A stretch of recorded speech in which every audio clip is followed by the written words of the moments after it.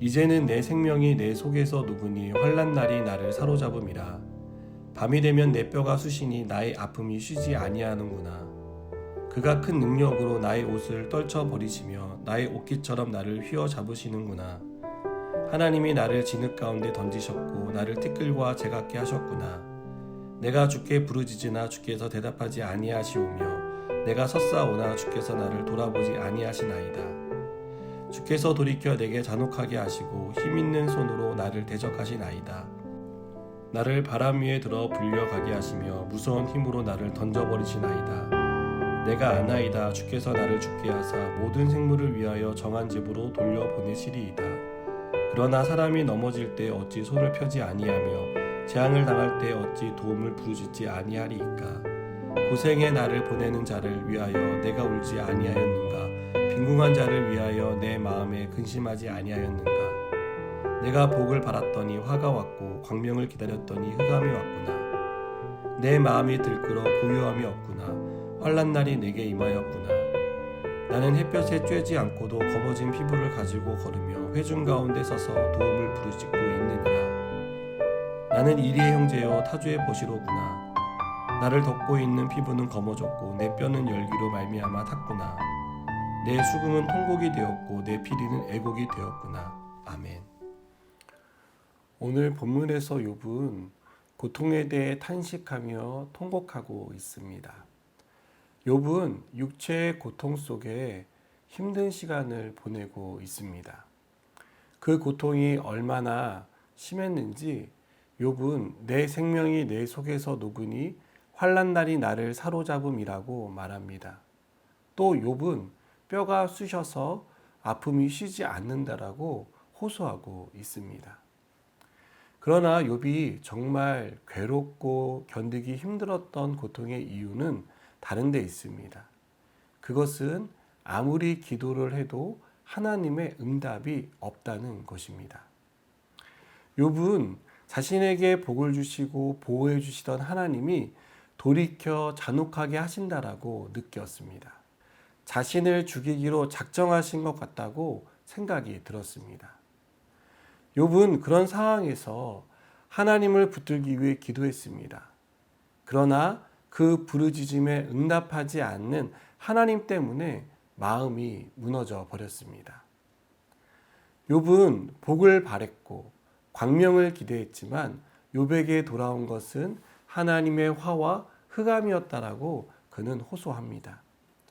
욥은 30절과 31절에서 나를 덮고 있는 피부는 검어졌고 내 뼈는 열기로 말미암아 탔구나. 내 수금은 통곡이 되었고 내 피리는 애곡이 되었구나 라고 탄식을 합니다. 여러분, 누구나 복을 원합니다. 누구나 평안하고 안정된 삶을 기대합니다.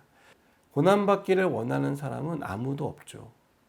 우리에게 고난은 만나고 싶지 않은, 찾아오기 바라지 않는 불청객이기 때문입니다. 그러나 이 고난이 말 그대로 불청객으로 불쑥 우리를 찾아올 때가 있습니다. 어느 날 찾아온 이 고난 때문에 우리는 힘겨운 시간을 맞이하게 됩니다. 고난의 시간이 힘든 것은 현실적인 어려움이 있기 때문입니다. 그 현실은 내가 해결할 수 없다는 것입니다. 내가 아무리 노력을 해도, 내가 아무리 용을 써도 그 문제는 해결될 기미조차 보이지 않는다는 그 현실이 우리를 힘들게 하는 것이죠. 또한 우리가 직면하는 현실의 어려움은 누구도 우리를 도와줄 수 없다는 사실을 확인하기 때문입니다. 여러분, 그 많던 친구들이 내가 고난을 받을 때 하나둘 떠나가서 내 주변에 남아있는 사람이 많지 않습니다. 그마저도 그들은 내가 당하고 있는 고난에 대해서 어떠한 도움도 줄 수 없는 그러한 무력한 모습을 보여줄 때 우리는 고난을 견디기 힘들어 합니다. 그러나 이보다 더 힘든 것이 있습니다. 사실 고난이 견디기 힘든 가장 큰 이유, 결정적인 이유는 바로 이것 때문입니다. 그것은 하나님이 나를 돌아보지 않는다는 생각입니다. 내가 아무리 기도를 해도 하나님은 응답해 주지 않는다는 하나님의 부재를 느낄 때 우리는 이 고난의 시간을 견디기 힘들어 합니다. 밤낮 울부짖고 버티기 힘든 상황에서도 어떻게든 하나님을 붙들기 위해서 애를 쓰지만 하나님이 나를 돌아보지 않는다는 생각이 우리의 머릿속에 차오르기 시작할 때 우리는 낙심하고 절망하게 됩니다. 하나님이 등을 돌리신 것 같다는 생각이 우리의 머릿속을 떠나지 않습니다. 이 상황이 더없이 견디기 힘든 이유는 하나님이 조금만 도와주신다면 당연히 이 문제는 아무것도 아닌 것처럼 되어질 텐데 라는 그런 아쉬움이 있기 때문입니다. 그래서 내가 고난당하는 것을 아시면서도 돌아보시지 않는 것처럼 느껴지는 하나님이 야속하게 생각됩니다.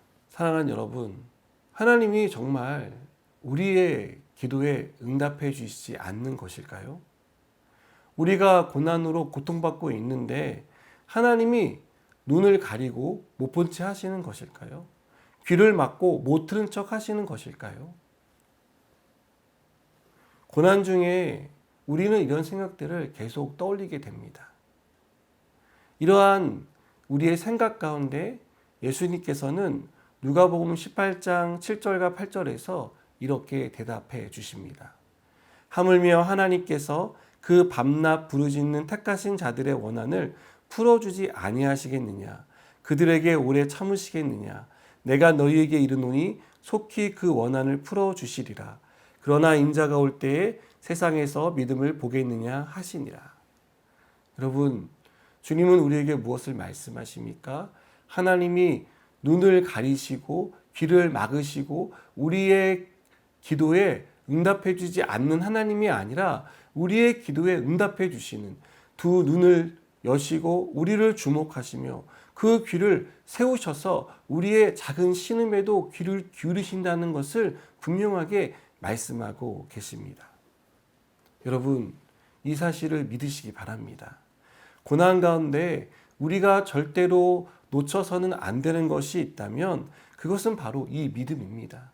하나님이 내 기도에 응답해 주신다는 믿음, 하나님이 두 눈을 떠서 나를 주목하고 있다는 믿음, 그리고 그분의 귀를 나에게로 가까이 향하고 있다는 이 믿음을 가지고 우리는 기도해야 합니다. 그런 믿음으로 기도할 때 하나님의 응답이 우리의 삶 가운데 나타납니다. 여러분, 힘들고 어려운 시간이지만 이 시간만큼 하나님도 우리를 집중하고 있다는 것을 믿고 하나님께 나아가는 저 여러분 되기를 바랍니다. 기도하시겠습니다. 하나님, 우리가 고난 가운데 있을 때 하나님을 야속하게 생각할 때가 있습니다. 그러나 하나님은 그런 분이 아니심을 다시 한번 가르쳐 주셔서 감사합니다. 우리를 향하신 하나님을 믿게 하시고 하나님을 신뢰하며 살아갈 수 있도록 도와주시옵소서. 예수님의 이름으로 기도드립니다. 아멘.